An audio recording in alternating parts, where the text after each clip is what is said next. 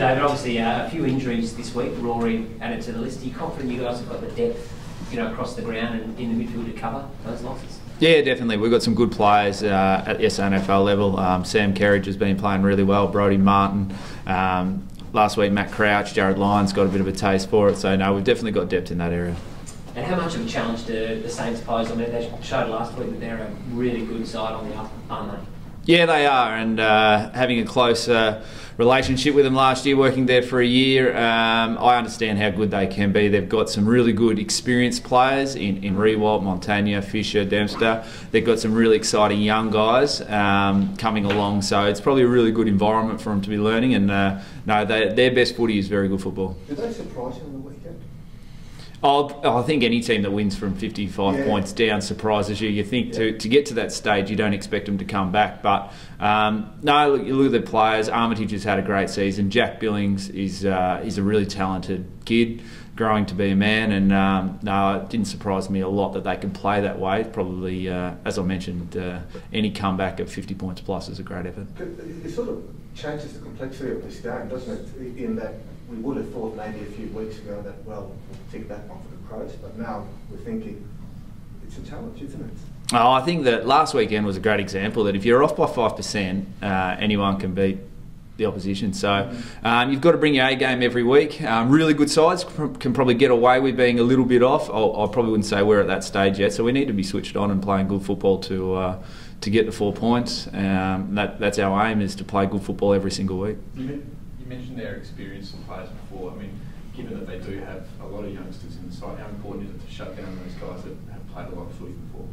Oh, look, it's the whole team. So David Armitage has probably been their best player, and he's in the middle. He's probably not the experienced one, but Nick Rewalt and Lee Montagna are only one game back, and they played really well against Essendon the week before that. So I think you probably can't just focus on the older guys. You've got to look at them as a team, take away their team strengths, and make sure, if anything, probably we'd focus more on us, make sure we're playing to the way we want to play, have the game on our terms. Are you thinking Kerridge for time?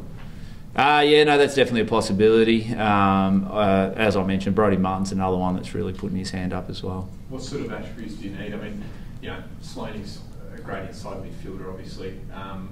Do you look purely like for like, or do you try and add a little bit of extra stuff from the sample?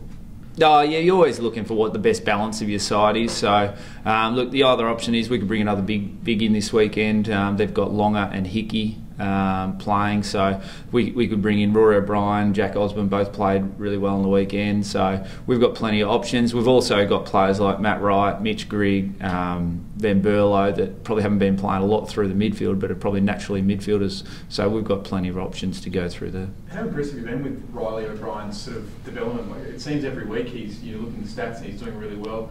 Obviously he got elevated off the rookie list, didn't he? So he's available for selection.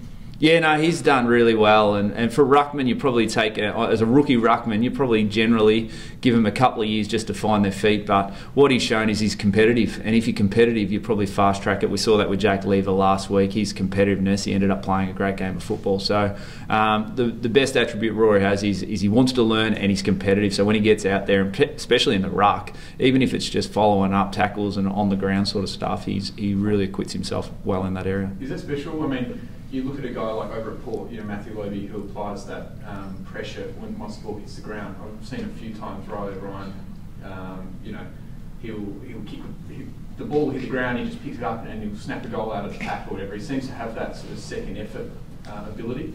Yeah, look, he's a workhorse, and that's the way he wants to be. He's quite good in the contest. He takes a good contested mark, so I think the more contests he can be in, the better. And when the ball hits the ground, he doesn't rule himself out. He gets involved, and the best ruckman do it. Nick Natnu is probably one of the best. He's elite in the air, but when it hits the ground, he goes. His second and third efforts are outstanding.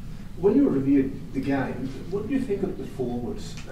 I mean, you played a nice game, but do the forwards sometimes just chair it around a little bit too much instead of just going bang and try to kick a goal?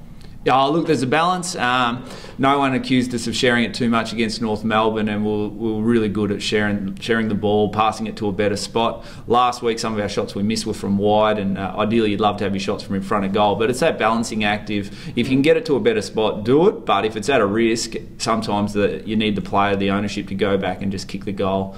As a whole, we had 21 marks in our forward 50. I'm very happy with that. If we could even get close to that each week, will keep us in a very good position.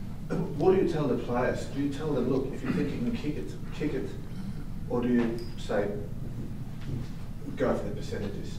Oh, no, I'll back the player in. I'm never going to tell Eddie Betts not to have a shot from the boundary line. If he thinks that's the best option, then he'll make that call. But probably one of the things we've really learned over Eddie is if he sees someone better, he'll take that option. So you've got to back the individuals in. There's a couple of guys which I'd love to have more shots. Charlie Cameron probably a couple of weeks ago against Port didn't probably back himself in, so we want him to take more shots. And if he was to take one shot where he probably should have passed right now, I'd be fine with that, because that's what he needs to do as a small forward. He needs to hit the scoreboard. So, but overriding message then, you tell them, guys, back yourselves.